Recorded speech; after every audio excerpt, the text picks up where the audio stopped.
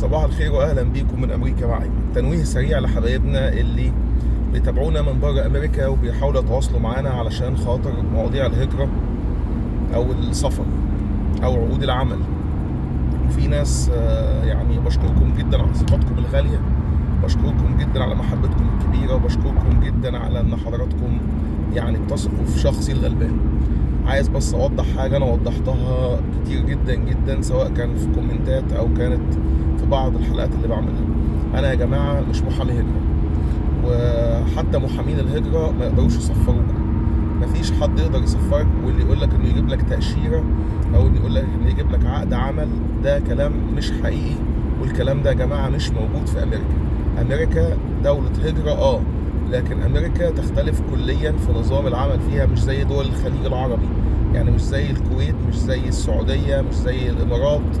مفيش حد هيجيب لك فيها عقد عمل وتطلع على عقد عمل الا اذا كنت، ودي حالات قليله جدا وانا شرحتها في حلقه مخصوصه اللي هي فيزا العمل لامريكا H1B1، وشرحتها بالتفصيل الممل.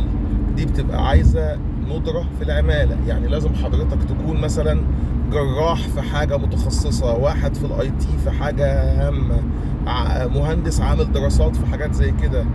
فيعني لازم ليها شروط وشروطها صعبه شويه، ولازم الشركه اللي هتاخدك سبونسر بتكون من الاول انت متفق معاهم على كده.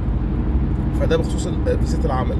بخصوص موضوع الهجره او السفر او ان حد يجيب لك تاشيره سياحه، محدش يقدر يجيب لك تاشيره سياحه. واللي هيساعدك حتى لو محامي او لو باراليجل او لو انا شخصيا هساعدك، هيبقى المساعده في ان الناس بتملى لك الابلكيشن بتاع الهجره فقط، اللي هو طلب التقديم، وكمان الابلكيشن بتاع DS 160 بس، ليس اكثر ولا اقل. لكن لحدش يقدر يجيب لك تاشيره ولا حد يقدر يجيب لك سفر لامريكا. بقول الكلام ده ليه؟ علشان لاحظت في الفتره الاخيره ان في بعض الناس بدات تحط ارقام تليفوناتها تحت الكومنتات وبتقول لي اتصل بيا. يا جماعه انا مش هقدر اسفرك، مش هقدر اساعدك في موضوع السفر، وخد بالك علشان ما تحطش رقم تليفونك، وممكن حد يتصل بيك على انه انا ويقول لك بقى تعالى هات كذا وابعت كذا عشان اسفرك. الموضوع ده يا جماعه غايه في الخطوره. ما تسيبش رقم تليفونك تحت التعليقات. انا برحب بكل التعليقات، وبجتهد بقدر الامكان ان انا اقرا كل التعليقات واجاوب على الاسئله والاستفسارات. لكن هقولها تاني، محدش يقدر يسفرك امريكا، محدش يقدر يضمن لك تاشيره، سواء كان عمل، سواء كان سياحه، سواء كان تقديم على لوتري. محدش يقول لك انا هقدم لك على اللوتري وهضمن لك ان هتجي لك اللوتري. مفيش حاجه اسمها كده. نظام القرعه العشوائيه او التقديم العشوائي ده عباره عن حظك، يعني انت بتدخل كده زي كل الناس زي بعضها، كل واحد وعلى حسب ترتيب ربنا ليه. فنصيحتي للجميع اللي حابب انه يسافر امريكا، الهجره العشوائيه بتفتح دايما في شهر اكتوبر، قدم عليها وربنا ان شاء الله يجعل لك الخير ويجعل لك نصيب. عاوز تيجي امريكا في طرق تانية، زي ممكن مثلا تحاول تقدم على دراسه، ماشي. تحاول ان انت تيجي مثلا عن طريق انك تجتهد انك لو انت شايف انك مميز في حته معينه، ممكن تحاول تراسل شركات، بس تكون شركات معروفه مش شركات وهميه، لان في شركات بتنصب على الناس.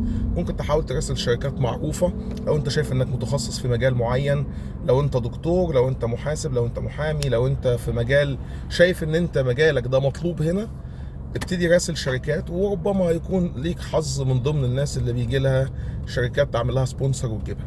ده قليل جدا، عشان بس تبقى حضرتك عارف، لو انت بتتابعني او لو حضرتك بتتابعيني تبقوا عارفين ان موضوع فيزا العمل دي صعبه جدا جدا جدا. مش بسهوله ان حد ياخدها، ومش بسهوله انها هتضمن لك حتى ان انت تكمل جوه امريكا. في ناس بتاخد فيزا عمل وبعد وقت معين لما التاشيره بتاعتهم بتخلص، ممكن الشركه اللي انت نازل سبونسر عليها يقول لك خلاص انا تمام، انا مش هجدد لك العقد، فخلاص انت حضرتك بترجع على مشكوره، لان هنا ما ينفعش تفضل قاعد بقى في امريكا طالما التاشيره بتاعت العمل بتاعتك خلصت. لازم ترجع وتبقى تقدم مره ثانيه بقى، ولو لقيت حد سبونسر ليك مره ثانيه. فالموضوع ده في غايه الخطوره، ان حضرتك تكون بتتواصل مع الناس وتسيب لهم ارقام تليفوناتك وبياناتك وانت ما تعرفهمش. طبعا بشكر كل الناس لثقتهم الغاليه، ويعني تقدير حضراتكم ليا وثقتكم فيا دي على راسي من فوق. وشكرا جدا ليكم، وشكرا لمتابعه حضراتكم ليا والحاجات البسيطه، المعلومات اللي بنحاول نقدمها. يعني خالص الشكر وخالص التحيه لكل الناس. بشكركم جدا، ويومكم سعيد، واتمنى لكم كل التوفيق يا رب من كل قلبي. وكان معكم ايمن من امريكا.